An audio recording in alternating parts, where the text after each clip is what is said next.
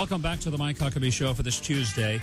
Joining me now, Senator Lindsey Graham of South Carolina, who had a masterful questioning of Chuck Hagel last week and really put the Department of Defense Secretary nominee on the spot when it came to some of the really outrageous comments that Chuck Hagel has made regarding the pressure that he called it, the Jewish lobby, had put on the United States Senate, and went so far as to say that it caused the Senate and House to do dumb things. Senator Graham joins me now. Senator, can I congratulate you on an absolutely stellar performance in that hearing last week? Well, it's very nice of you. You can take 30 minutes to congratulate me. Well, I just might. A lot of that, so I'll take it. Thank you. Well, in fact, we played a little piece of that earlier this hour to sort of prepare people for your being here. But it was, it was, I thought, extraordinary because you really helped reveal that here is a person who is being nominated for one of the most important jobs in our government at a time when it is more important than it would ordinarily be because of sequestration, because of the wind down of wars in Afghanistan, because of the threats we have. And he didn't even know what containment seemed to mean or sequestration. How concerned are you that this guy's going to end up getting confirmed? Well, I'm deeply concerned that his nomination sends the wrong signal to the Iranians. Why would you want to nominate someone who couldn't figure out our policy regarding not allowing the Iranians to get a nuclear weapon? It was painful to watch. I like Chuck, but he was one of two people to vote against designating the Iranian Revolutionary Guard a terrorist organization. It's the sum total, Mike, of his record. Not one comment about the Jewish lobby, but Senator Hagel was an outlier in the Democratic Republican parties up here. He was on an island by himself. There's the right lane, there's the middle lane, and the left lane. And there's the Chuck Hagel lane. When you add up all the things he said about the Iranians and Israel, he's been harshly critical of Israel at a time when we need to be supportive. He was completely uninformed about the effects of sequestration at a time when we need a strong military. I'm asking the administration to reconsider. There are other very good people the administration could choose that would not have these problems. Senator, why aren't there more Democrats, for that matter, why aren't there any Democrats who will come out and publicly say what you just said, that the president needs to reconsider this nomination? They're afraid. Afraid of what? Afraid to cross the Obama team. They're afraid of looking disloyal to the president. And I'm not blowing my own horn, but during the early years in Iraq, Senator McCain and myself openly criticized President Bush's policies, not having enough troops. This was more than a few dead enders. I blocked a couple of people. I voted against President Bush's nominee to be Chief of Staff of the Army because I didn't think he performed well in Iraq. When it comes to national security, clearly Chuck Hagel was not a confidence-inspiring figure at that hearing. Do we really want to move someone through the system when the world is the most dangerous I've seen really since World War II? Somebody clearly antagonistic against the state of Israel, uninformed about the basics of the military. I hope that our Democratic friends will slow down, take a deep breath, and tell the president we can do better.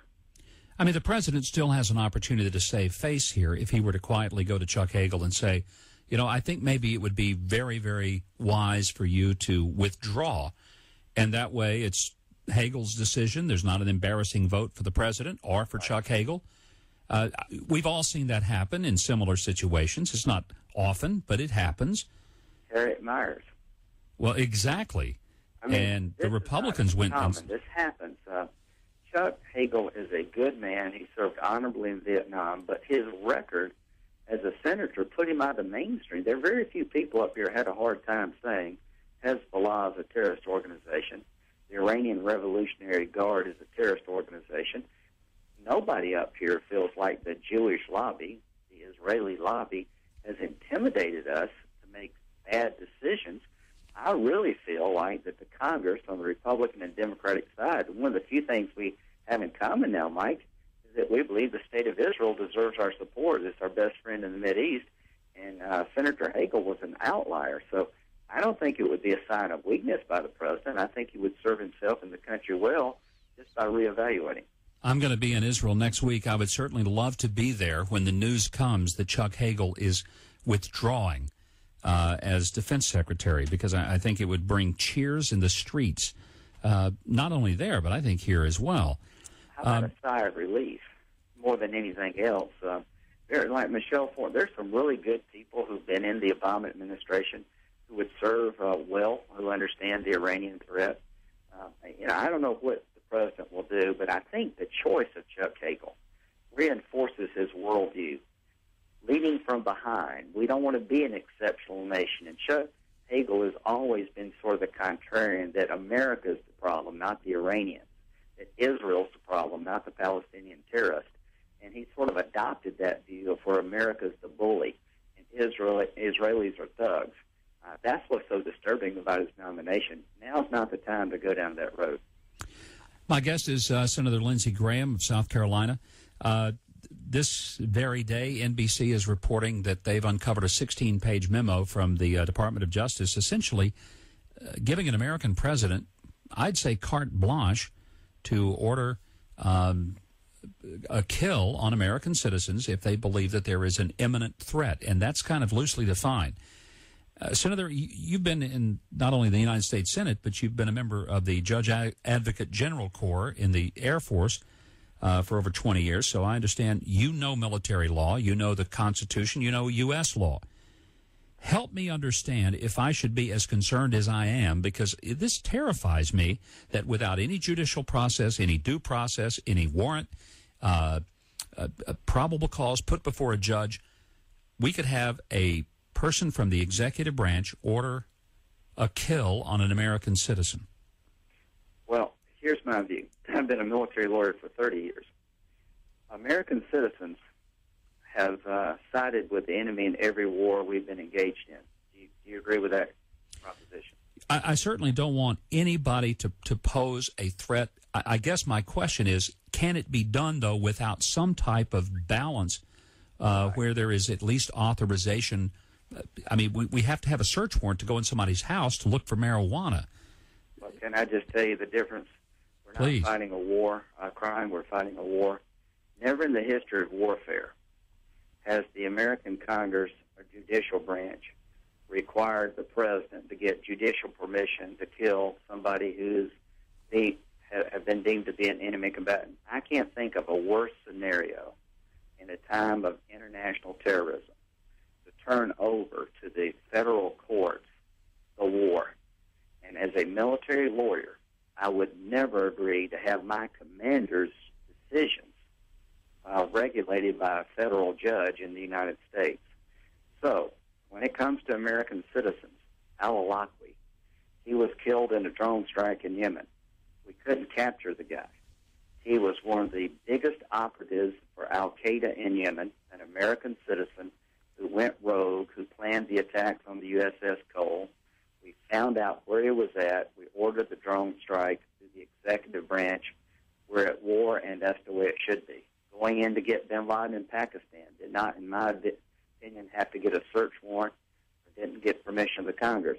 The President of the United States, as Commander-in-Chief, has the authority within his inherent powers of being Commander-in-Chief to pursue, capture, and kill the enemies of this country, including American citizens. So, Mike, the last thing in the world we want to do is criminalize this war, turn it into a crime we're fighting, go back to the pre-9/11 model. That's exactly what the Obama administration's done everywhere else except in drones. So I believe we're at war. I believe that an American citizen has sided with the enemy. If you're over in Yemen or Somalia, you're running around with an al-Qaeda group trying to kill Americans, we find you. We should be able to capture you or kill you without having to go to a federal judge. Does this memo, though, specifically limit that an American citizen has to be engaged with some type of either activity or association with al-Qaeda? Not only do you have to be associated with, you have to be engaged in activity. If not being on the Internet chatting, I think al-Qaeda's okay. You've got to be operationally involved in aiding the enemy. In al-Awlaki's situation, he wasn't just aiding the enemy, he was the leading al-Qaeda operative in Yemen. He was the commander of al-Qaeda forces in Yemen who happened to be an American citizen. There are 4 other known American citizens who are roaming around the Mideast and Northern Africa, leading the effort by al-Qaeda to harm our interests throughout the world and here at home. So the legal structure that was in play for Bush as well as Obama is that the executive branch has to go through the process of identifying the person as not just being a member but operationally involved. And if you turn that over to the federal court, I can't think of a more damaging blow to our war effort than to let a bunch of federal judges become the commander-in-chief. Okay, I get that part. And if it's where they are operationally involved and there is evidence that they are engaged in activity against the U.S. in a terrorist cell, that's a whole different thing to me. That's what it's limited to. People worry, well, could Obama come after me because I say something he doesn't like? This has been a power the commander-in-chief has had in every war that we've been involved in. There have been American citizens captured and killed in other wars without federal court intervention. The problem with Obama is a lot of people don't trust the guy. They think, and I wonder why. I wonder why. Well, I think there's a lot of reasons why, but as much as I criticize the president, poor choice for Hagel, Obamacare is going to ruin the economy. He's been a bad president. Leading from behind is emboldening terrorists, throwing Israel under the bus. I'm not going to just criticize him for the heck of it.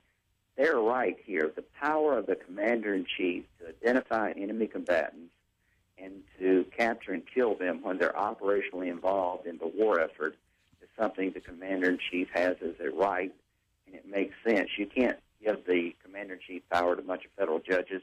You can't have 535 commander-in-chiefs.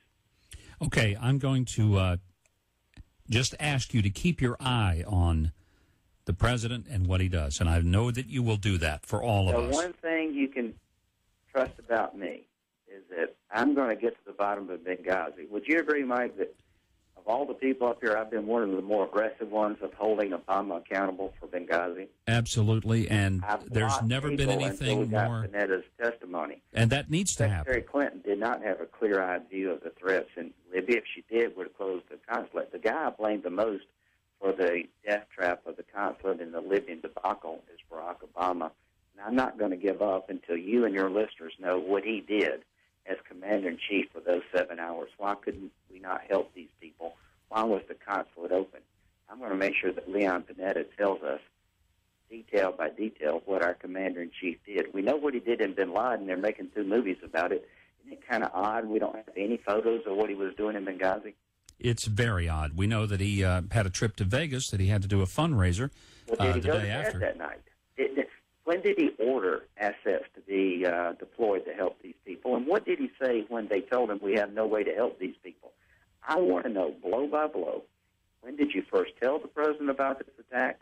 How many times did you talk to him? What did he say? What did he do? When did he go to bed?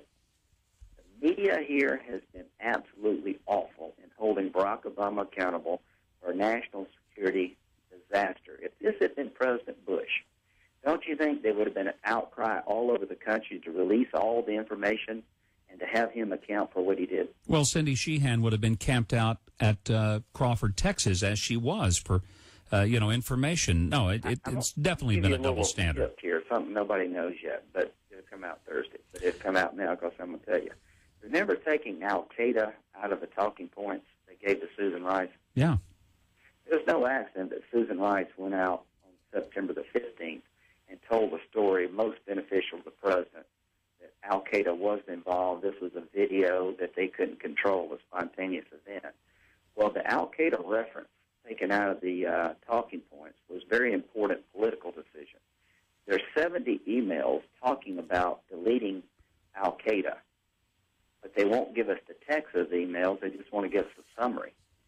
I guarantee you, if you had the full text of those emails talking about we can't mention al-Qaeda because that'll look bad for the president, you will find out this was a political story she was telling, not an intelligence story. Senator, it's always great to have you here. I want to continue our conversation whenever we can, and thank you for joining us. We'll be chatting again very soon. Senator Lindsey Graham of South Carolina joining us today.